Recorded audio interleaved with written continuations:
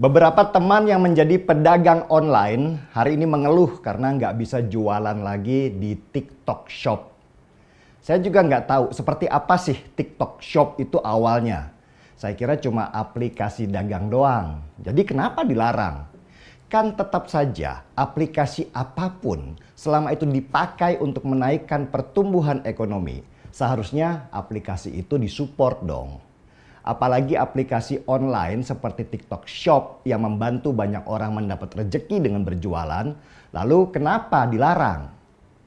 Nah, yang menarik, sesudah banyak membaca sana-sini, saya baru tahu ternyata bukan hanya Indonesia saja yang melarang TikTok Shop ini, tapi banyak negara di dunia. Wah, ini pasti nggak main-main. Berarti aplikasi seperti TikTok Shop ini punya agenda tersendiri yang bukan hanya sekedar aplikasi untuk orang berdagang, tetapi lebih besar dan lebih berbahaya daripada itu. Sini, saya coba sederhanakan penjelasan kenapa aplikasi seperti TikTok Shop itu sangat berbahaya. Seperti namanya aplikasi apapun, mereka menyerap data dari para penggunanya. Data itu bukan cuma data diri aja ya, tapi juga data kebiasaan kita. Apa yang sering kita beli, apa kebutuhan kita, apa yang kita suka, dan sebagainya, dan sebagainya. Dan ketika data itu sudah dikumpulkan oleh si pembuat aplikasi seperti TikTok, yang sudah pasti pembuatnya dan servernya itu ada di luar negeri. Data itu mereka jual ke sebuah negara dengan harga yang sudah pasti nilainya puluhan bahkan ratusan triliun rupiah. Data itu kemudian diolah oleh negara pembeli data. Kemudian mereka memproduksi barang yang kita sukai, yang kita butuhkan selama ini, yang sering kita beli. Dan mereka kemudian membanjiri pasar kita dengan barang-barang tentu dengan harga yang sangat murah.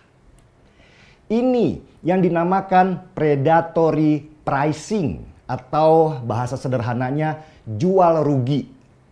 Dengan konsep jual rugi, maka produsen di dalam negeri itu akan tumbang karena mereka tidak mampu bersaing dan tidak dapat untung apapun dari produksi mereka.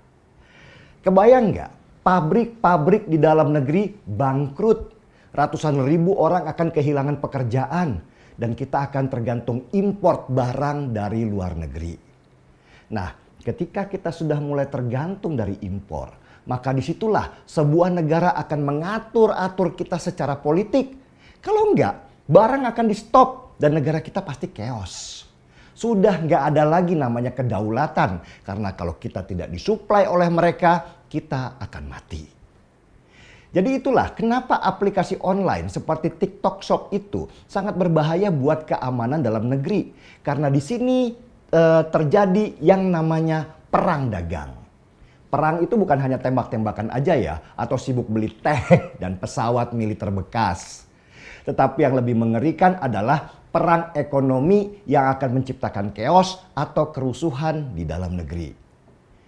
Itulah kenapa pemerintah di suatu negara seperti di negara kita Indonesia perlu banget untuk melindungi industri dalam negeri kita, juga UMKM, supaya ekonomi kita itu tetap stabil dan penduduk Indonesia bisa saling produksi dan membeli di dalam negeri. Ingat ya, tahun 1998 ketika seluruh dunia sedang hancur ekonominya, para UMKM lah yang menyelamatkan ekonomi kita. Karena kita bisa saling berdagang dengan bangsa kita sendiri, saling menopang ekonomi, saling produksi dan saling membeli. Sehingga uang itu berputar di antara kita saja. Begitu juga ketika masa COVID 2 tahun lamanya yang menghajar kita dan seluruh negara di dunia tutup dari impor dan ekspor, negara kita masih bertahan ekonominya karena UMKM itu. Kalau UMKM hancur dihajar aplikasi online seperti TikTok Shop, maka hancur jugalah pondasi ekonomi kita. Jadi teman-teman yang sempat dapat untung karena perdagangan di online, gak perlulah mengeluh sekarang. Karena kita harus berpikir bagaimana kita ini gak hancur di masa depan.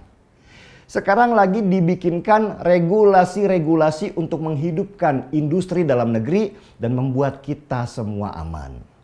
Lagian seorang pengusaha beneran itu nggak tergantung dari apapun karena dagang adalah darah mereka, passion mereka. Pedagang beneran pasti akan bangkit lagi dan menemukan titik keseimbangan baru dengan beradaptasi.